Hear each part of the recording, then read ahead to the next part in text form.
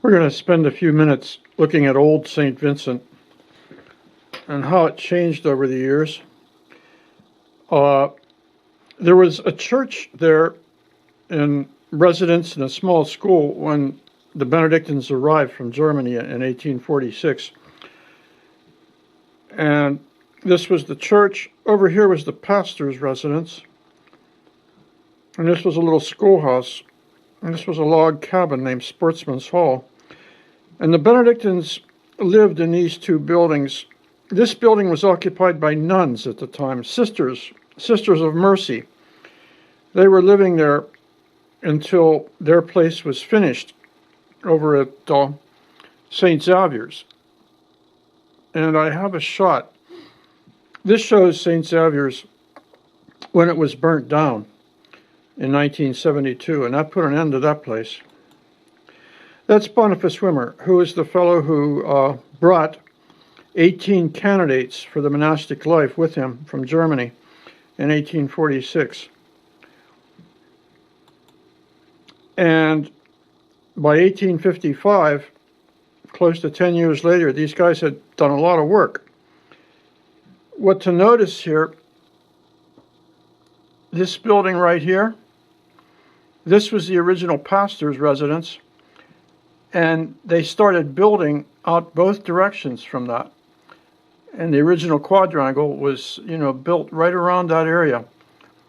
And then later it was built up to the roof level. You can see how they built on what was there. This is 1857 from a very different point of view. You can see the beginnings of the quadrangle up here, the tower, the church, and they built this as a shop where they could do machinery work and carpenter work. This is the inside of the church, the old church dating from the 1830s.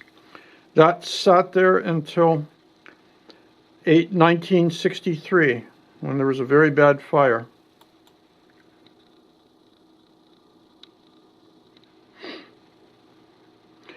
Now this is the original quadrangle up here with the tower, which was built in the early 1870s. And we're looking at the outbuildings. This is the grist mill, which still sits there. This was the brewery, which is now gone, and this was the malt house, which is also gone. The malt house was used for material for the beer that was made there. Also, the wheat from the to brew at the brewery was made at the it was ground at the mill. This is an old view of St. Vincent, not too long after it was founded. You see they're working on the quadrangle above here. This was the mill, and this over here was the beginnings of the brewery. At this time, the brewery had not been finished. They had a brewery there since the 1850s, and it became a matter of a lot of controversy. Actually, as late as the 1960s, there was still gossip in the monastery that the brewery had been burnt down by Protestant neighbors who were jealous of them making beer during Prohibition. This is what we've been looking at. This mapping is from the 1880s. This is the malt house down here. This is the brewery complex, and this over here is the mill, which is still there. And the road you're familiar with, if you drive down that way, goes right past here.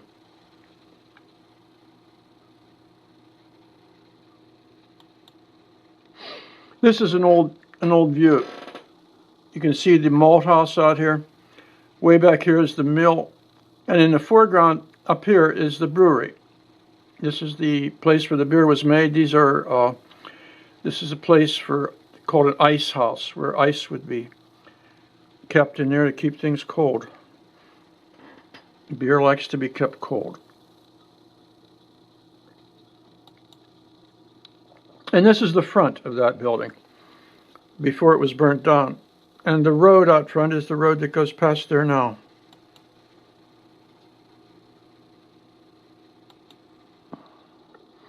That's in back. That survived the fire. That's a shot I did maybe in the 1980s. And we'll see the inside of that big door. That's looking out from the inside of the foundation, the cellars of the old brewery. You can see a lot of work went into that place. Those guys, the old brothers, dug that stone. They quarried it right on the property and cut it. It takes a lot of work to chisel stone like that.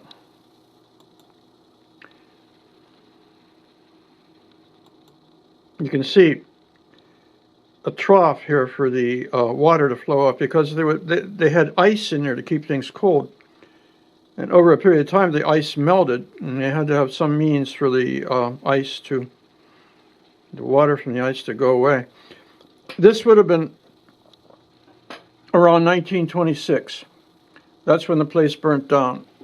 It was during Prohibition. They were likely making beer for themselves, but not selling it then. It was a cold January day, very like the time that it burnt down in the 1960s, which was also a cold January day. This is the brewery after the fire. Another view of it.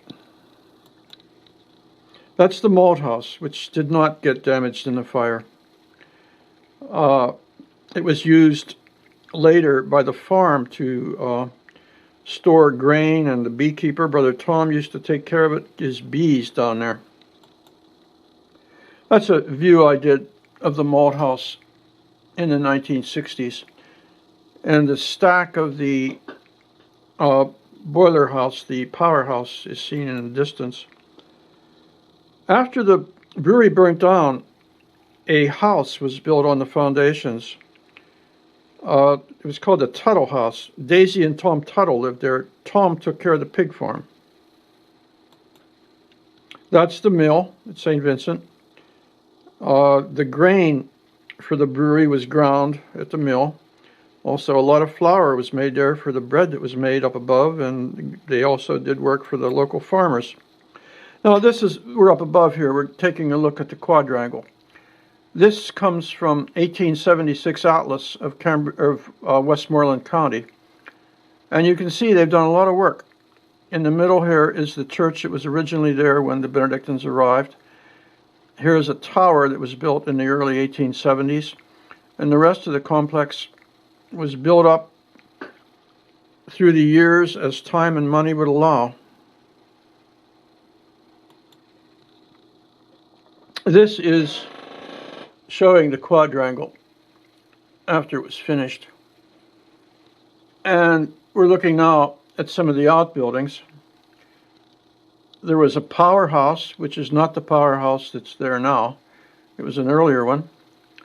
They made steam for heat, and then they started to make electricity there. This was the barn, and this is somewhat cut off. We'll see a better image of it later. That's the old tower, which provided a really excellent flue for the fire. The fire totally destroyed the place, January 28, 1963. And that old chapel, which was the original church there. This is in 1887.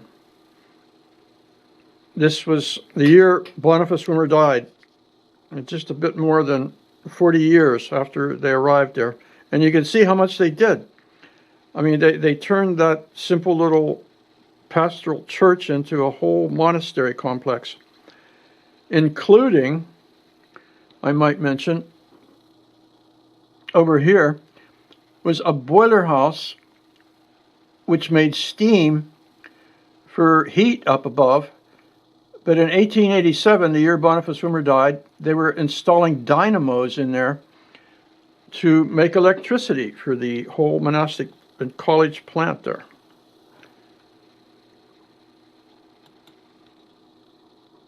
There aren't many photos of the boiler house, the old boiler house that survives. But this just shows the top of it in juxtaposition with the basilica. It was right close down over the hill there. By the 1920s, a new boiler house was built, and this one was removed. There's not a lot of memory of that one left. This is one of the towers on the old quadrangle that's gone now. From here back to about here, this whole area has been removed. But back this direction, all that is still there. It's still extant, it still remains. And that stuff was removed not because of the fire. This is a drawing I did probably about 1970. And it survived the fire. It wasn't damaged at all. And I don't know why it was removed, but it was. But that's not there anymore. That's gone. This is about 1890, showing the place up above. Down here is the old powerhouse, the one that used to supply steam for heat and electricity. They had dynamos in there to provide current, probably direct current, I suspect. Okay, this is another view looking more or less west. These are the service buildings, the barn, and so on. And you can see over here the old mill, which is still there. And up here is something that's pretty much forgotten. This was the brickworks. They had a brickyard up here. Most of the bricks for the buildings were made right there. And we'll see if we can find a picture of that. That's the old brickyard, the picture of it. Under these roofs were kilns down in here where the bricks were made. On this side was a drying house and the place where the bricks were actually formed from clay. These are outbuildings which are gone now. They were carriage sheds. These were carriage sheds. Over here was a piggery. The pigs, they had pigs living in there. That survived until fairly recently. This is that same complex, but looking out from down below. Also, you can see the barn and the old silo from the barn. This is that same group of buildings. Okay, this, I'm just focusing in on them. This is the buildings we were just looking at. And up here is the barn. All these things are gone now.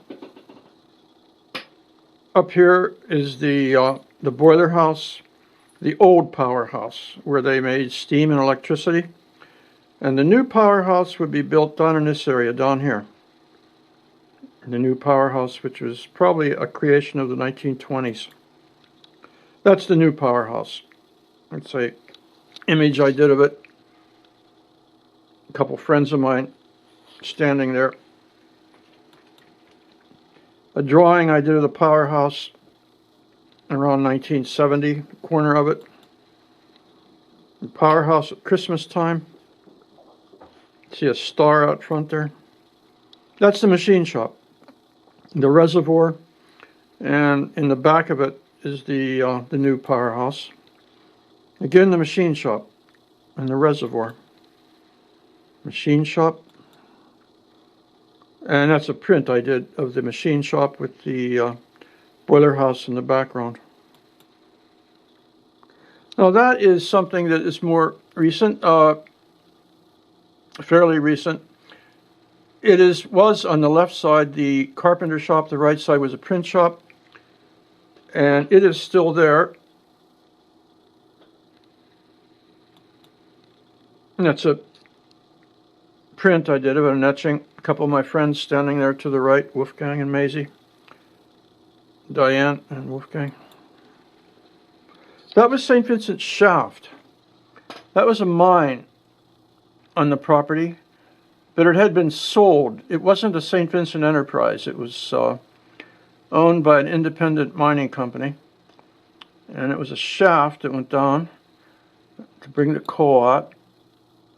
And by the 1960s, it had been torn down, and this was the hoist engine that remained. I did a drawing of it, probably around 64 or 65 or something, trying to remember some of these things.